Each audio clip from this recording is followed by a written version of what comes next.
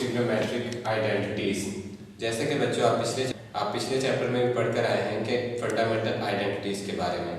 तो आइडेंटिटी जो होता है ऐसी इक्वेशन जो कि वेरिएबल की तमाम वैल्यूज के लिए होल्ड करे या सेटिस्फाई हो, तो उसे हम कहते हैं कि वो इक्वेशन जो है वो आइडेंटिटी है।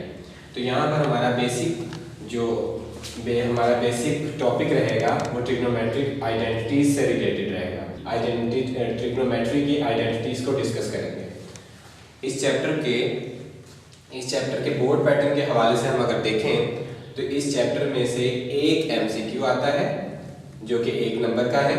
इसी तरह शॉर्ट क्वेश्चंस अगर आप देखें तो इसमें से 3 शॉर्ट क्वेश्चंस आते हैं जो कि 2 नंबर के हैं, और इस तरह लॉन्ग क्वेश्चन जो है वो 1 पार्ट का आता है जो कि 5 नंबर का है।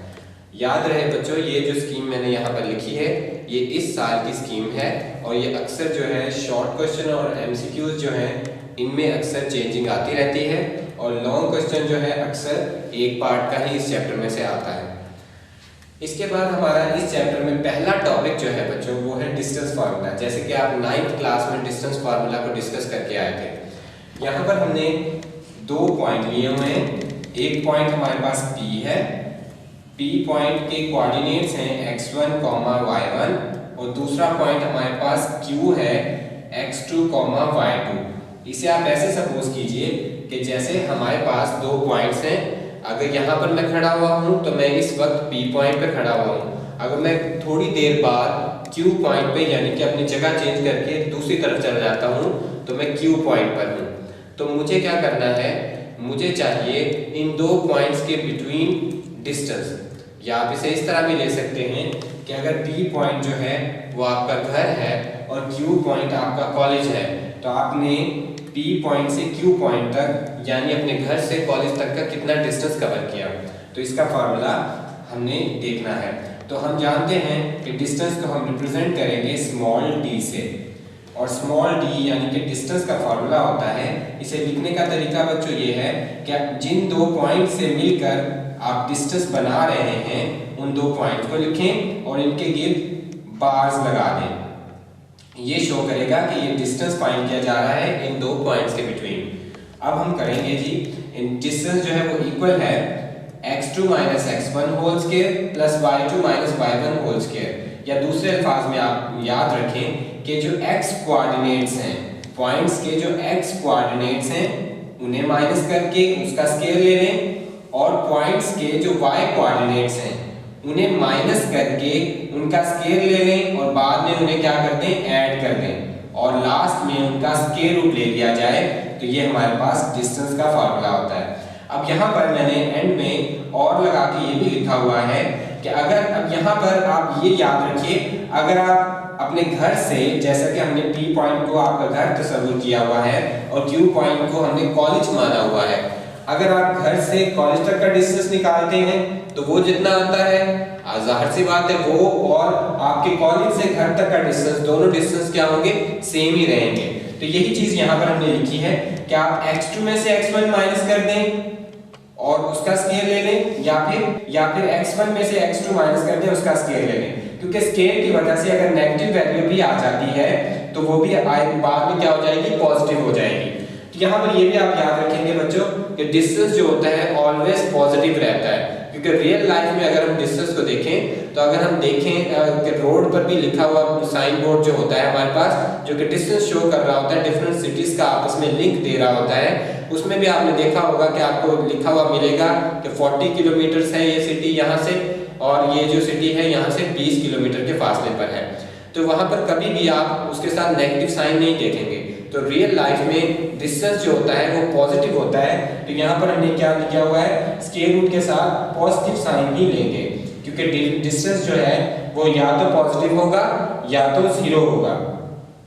जैसे कि मैंने स्टार्टिंग में कहा, अगर मैं यहाँ पर खड़ा हुआ हूँ, P पॉइंट मान लेता हूँ, और दूसरी पोजीशन मेरी जो है वो Q पॉइंट है, तो मैंने अगर यहाँ से मूव किया है तो कोई ना कोई डिस्टेंस आया है और वो पॉजिटिव वैल्यू है। लेकिन अगर मैं इस पॉइंट से मूव ही नहीं करता हूँ तो मेरा डिस्टेंस क्या आएगा, ऑब्वियसली मेरा डिस्टेंस जो है वो 0 आएगा। तो बच्चों ये है हमारा डिस्टेंस फार्मूला का डिस्टेंस फाइंड करने का फार्मूला। अब इसकी हम जो है एग्जांपल देखेंगे, जो कि डिस्टेंस फार्मूला फाइंड करने के हवाले से। आपकी एग्जांपल के दो पार्ट्स हैं इस वक्त, जो कि पहली एग्जांपल है फाइंड डिस्टेंस बिटवीन A 3,8 और B पॉइंट हमारे पास है 5,6। इनका हम डिस्टेंस फाइंड करेंगे।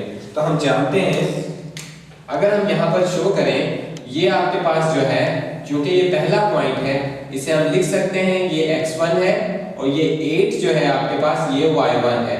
दूसरी तरफ जाएं तो 5 जो है आपके पास x2 है और 6 जो है वो आपके पास y2 है। अब आप डिस्टेंस फार्मूला लिखिए। क्या आप जानते हो डिस्टेंस फार्मूला किसके इक्वल होता है? ये दो पॉइंट्स A और B की मदद से बन रहा है, तो हम इसे लिख सकते हैं AB और उसके गिर्द आप लगा दें बार जी। अब यहाँ पर आप अगर पहले फार्मूला लिख दें तो फार्मूला क्या होता है? x2 - x1 whole square plus x2 - x1 whole square plus y2 - y1 whole square, और उस सारे का आप ले लें स्क्वायर रूट। इसमें अब आप वैल्यूज पुट कर दें जी। x2 की जगह हम वैल्यू उठाएंगे तो आपके पास 5 है, माइनस की जगह माइनस लिख दें।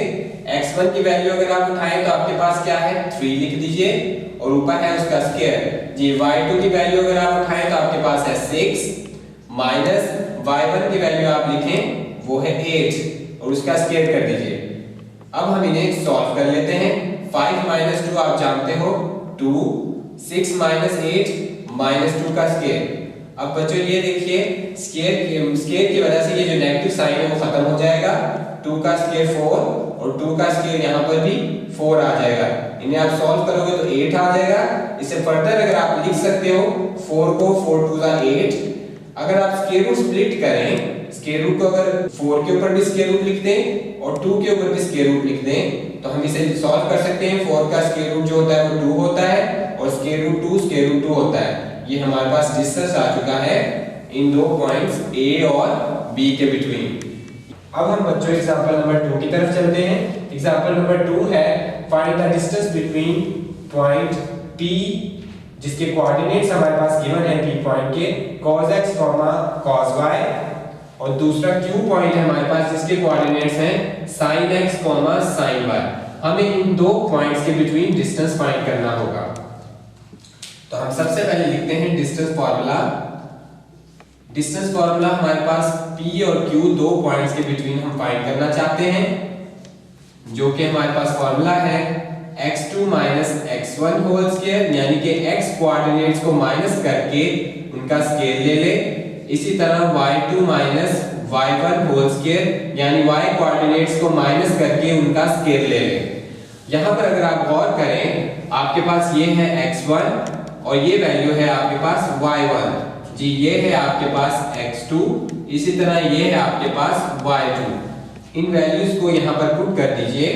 x1 की जगह x1, x2 की जगह x2 पुट कर दीजिए जी। x2 की वैल्यू आपके पास है sin x, x1 की वैल्यू है आपके पास cos x और उनका करते हैं स्क्वायर, प्लस y2 की वैल्यू आपके पास है sin y, उसको यहाँ पर प्लेस कर दें, और y1 की वैल्यू है आपके पास cos y, उसे यहाँ पर प्लेस कर दें और उसका स्क्वायर ले लें।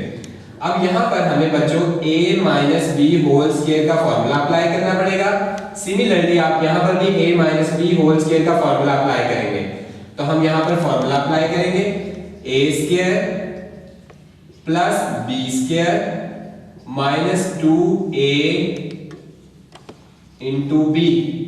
इसी तरह हम इस पार्ट में भी अप्लाई करेंगे, plus a square plus b square minus 2ab जी। इन्हें हम हल करते हैं। अब बच्चों आप जानते हैं कि sine square theta plus cos square theta ये 1 के इक्वल होता है। सिमिलरली यहाँ पर भी साइन स्क्वायर y और प्लस कॉस स्क्वायर y ये भी 1 के इक्वल होगा। तो हम यहाँ पर लिख सकते हैं sine square plus cos square ये आपके पास 1 के इक्वल है, minus 2 sin x cos x plus sine square y plus cos square y ये भी 1 के इक्वल है, माइनस 2 sin y और cos y जी। ने मजीद आप हल करें, 1 को 1 में ऐड कर दें तो आपके पास क्या आ जाएगा 2 minus 2 sin x cos x minus 2 sin y cos y जी। अब आप बच्चों ऐसा कर सकते हैं, इसे मजीद सिंप्लीफाई करने के लिए इन दो टर्म्स में से आप 2 को कॉमन ले सकते हो। तो इनमें से हम 2 को कॉमन ले लेते हैं। इन दो टर्म्स में से हम -2 कॉमन ले लेते हैं। -2 कॉमन लेने के बाद हमारे पास